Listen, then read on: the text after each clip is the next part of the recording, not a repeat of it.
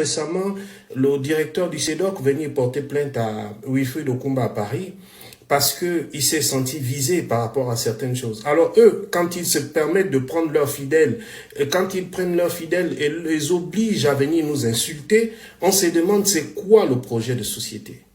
Parce que l'injure n'est pas un projet de société. Oligui est venu au pouvoir, il vous a vendu du rêve. On se rend compte à peine un an que ce n'est que du rêve, ce n'est que du vent. Et voilà qu'ils nous montrent leurs limites. Leurs limites, c'est quoi? Ce sont des injures. Quand Oligui a pris son pouvoir, il a essayé de me faire contacter par certaines personnes, me proposant, me miroitant un poste, de l'argent, des gardes du corps, etc. J'ai décliné l'offre.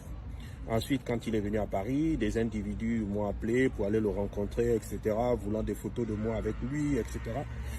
J'ai décliné une nouvelle fois l'offre. Donc Oligui, en rentrant au pays, a décidé de s'attaquer à un membre de ma famille qu'il avait au préalablement ciblé.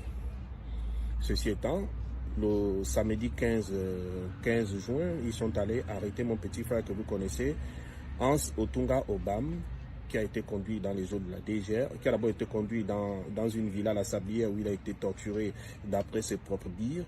Et ensuite, ils sont venus le jeter dans les locaux de la DGR. Alors, on se demande, la DGR est-elle encore là pour faire de l'ordre, puisque c'est le service de renseignement de la gendarmerie nationale? Est-ce que la DGR fait encore son travail de maintien de l'ordre? Nous avons des bandits dans tout Libreville. La DGR n'obéit plus qu'à un ordre, celui d'aller arrêter des innocents. Alors donc, après 14 jours de garde à vue dans les zones de la DGR, Hans a été libéré vendredi 28 juin. Après son témoignage, le lendemain, les agents sont de nouveau allés le chercher pour lui poser, soi-disant, pour lui poser quelques questions. Donc, quelles sont ces questions qu'ils vont poser? Vous avez eu un individu dans vos locaux pendant 14 jours. Comme si ça ne suffisait pas, il fallait encore qu'on vienne le chercher pour aller lui poser des questions. Nous avons essayé de cacher Hans pour qu'il essaye un peu de se reposer. Ça s'est bien passé samedi, mais l'enfant était traumatisé. En fait, il faisait des songes, il voyait des gens cagoulés partout, il voyait qu'on le poursuivait, même là où on ne le poursuivait pas, etc. Il avait tellement peur. Et il pleurait aussi. Et en plus de ça, sa santé, ça ne va pas. Hein. Donc il a du mal, il ressent des douleurs sur toutes les parties du corps. Il y a des parties qui sont enflées et il urine du sang. Donc, voyant cette situation, j'ai demandé au petit d'aller prendre des bons d'examen. Donc, il faut savoir que les services spéciaux et la DGR savent juste taper les individus, mais ils ne savent pas s'occuper après. Donc, j'ai demandé d'aller prendre des bons d'examen. Est-ce que c'est ce qui a fait flipper la DGR? Parce qu'il faut savoir qu'ils ont peur que ces documents se retrouvent à l'international. Donc, dans la soirée d'hier, ils sont allés chercher l'enfant. Pendant que le petit est tellement mouché, il a subi un choc psychologique et un choc physique, puisqu'il urine du sang et il a certaines parties de son corps qui sont enflées. Ils sont allés le chercher hier, lundi 1er juillet, pour aller le jeter dans les cachots de la DGR, où il va passer sa deuxième nuit ce mardi 2 juillet. Alors, voilà un enfant qui a plus besoin de soins. Mais qu'Oligui et son frère Power, plus leur bande, ont décidé qu'il doit mourir dans les geôles. Bon, pour moi, je trouve que c'est lâche de leur part. Ils ont des pistolets, ils ont tout, qu'ils reprennent encore la torture, qu'ils le tuent, et puis ils assument leur acte, c'est tout. C'est pas la peine de se cacher derrière la DGR. Certains sont venus ici nous dire qu'Oligui n'était pas au courant. Là, vous allez encore nous dire qu'Oligui n'est pas au courant. Il y a eu des vidéos, il y a eu des audios qui ont été très viral sur les réseaux. Vous n'allez pas me dire qu'Oligui n'est pas informé. Et là, on est encore allé chercher Hans pour la deuxième fois. Vous n'allez pas me dire qu'Oligui n'est pas informé. Qui a donné l'ordre d'aller chercher d'aller chercher Hans? Qui a donné l'ordre de le mettre en garde à vue? Voilà toutes les questions qu'il faut se poser. On nous dit nous sommes dans un état de droit. Un état de droit, tout passe par le procureur de la République. C'est lui qui donne le mandat d'amener, c'est lui qui donne l'ordre d'incarcérer un individu ou de le libérer. On ne peut pas venir comme ça, du jour au lendemain on prend quelqu'un, on décide d'aller le mettre en garde à vue, etc. Tous les gendarmes savent que Hans est malade, mais ils prennent quand même le risque de le garder dans les geôles de la DGR. Donc, ce qui est très inquiétant, on va attendre, peut-être, ils veulent peut-être qu'il meure parce qu'ils ne veulent pas que Hans laisse des traces. Donc comme ils ont raté leur opération qui était de tuer Hans, ils veulent maintenant qu'il meure à petit feu, donc on va le leur laisser. Et sur ça, ils commencent à afficher sincèrement leurs intentions. Donc ils avouent que voilà, au lieu que ton frère reste tranquille, il est encore en train de publier, etc. etc. Je vais dire à ces agents Oligui que vous ne me faites aucunement peur. Vous avez ciblé, vous avez décidé de faire ce que vous voulez faire. Continuez, ça ne va rien me faire, absolument rien, et vous ne me connaissez pas. Donc si vous allez arrêter mon petit frère croyant faire pression sur moi, ou croyant qu'il est celui qui est mon directeur de conscience, ou croyant agir psychologiquement sur moi, vous perdez votre temps. Et soyez-en sûrs, je ne reste pas que les bras croisés. De mon côté, je me bats. Je ne vais pas vous dire ce que j'entreprends comme action, mais dans quelques temps, dans quelques jours, dans quelques heures, vous allez commencer à voir les conséquences de mes actions. Donc voilà, je reste serein, je suis là, et je vous regarde faire votre cirque. Donc, j'ai simplement dit que si Oligui et Power, tous, ils sont des hommes qui prennent le fusil, le pistolet, qui terminent directement avec l'enfant, c'est pas la peine de vous cacher derrière des faux fuyants, derrière des gens et tout.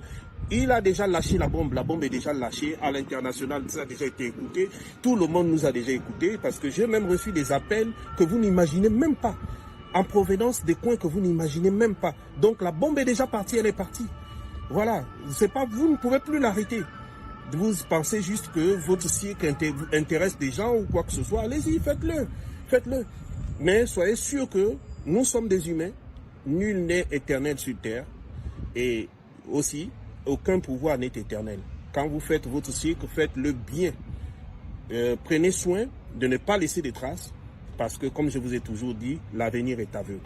Donc, je n'ai rien à vous dire, je vous dis simplement, je les regarde, ils ont décidé de s'attaquer à moi, je les regarde, et moi ça ne me fait rien parce que ce régime m'est insignifiant, Oligui tout comme son régime m'est insignifiant, donc ça ne me dit rien et tout ça. Et je vous ai dit, je vous répète, je ne vais ni négocier ni collaborer avec Oligui.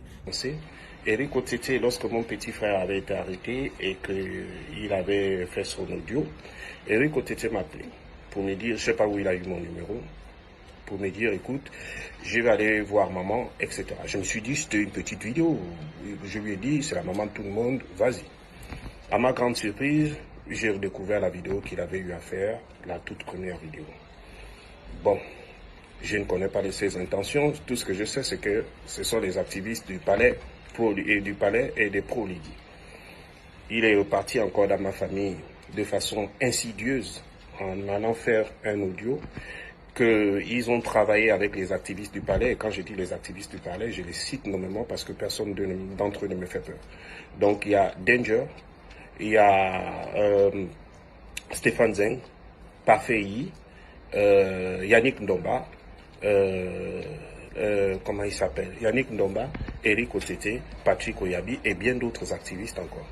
Donc Eric Otete, c'est celui qui va faire la salle besogne, qui va faire les audios, les vidéos, et les autres, ils le travaillent et ils vous le partagent dans les WhatsApp.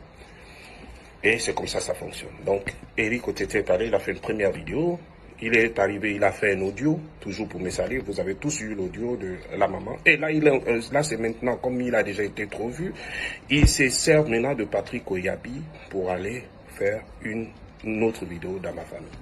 Alors je vais dire à ces garçons, à ces faquins très mal éduqués, que le débat ne se porte pas dans les familles des gens. Et il faut respecter les familles des gens. Sous Ali Bongo, j'ai toujours été activiste. Ali Bongo ne s'est jamais attaqué à ma famille. Ali Bongo n'a jamais envoyé ses activistes aller faire des vidéos dans ma famille.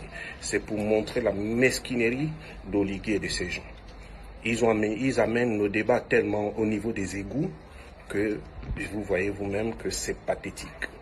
Si vous voulez vous en prendre à moi, vous vous en prenez à moi, mais allez faire des vidéos dans ma famille et demander à ma maman de s'attaquer à moi, etc. Je ne sais pas ce que ça vous apporte. Voilà, hier c'était le 16 août, je ne vous ai pas vu être décoré.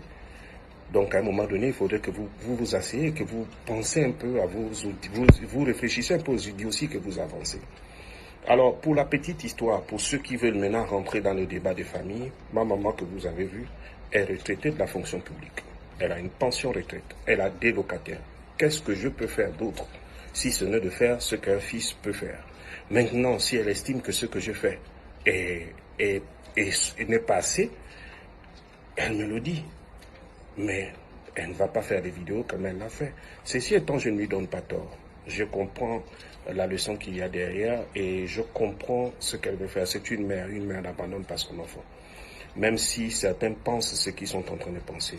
Vous allez faire des vidéos, vous allez partir. La famille, elle est éternelle. On va se régler les comptes après. Et comme j'ai toujours dit, je ne règle pas les comptes. Je ne parle pas de ma famille en public.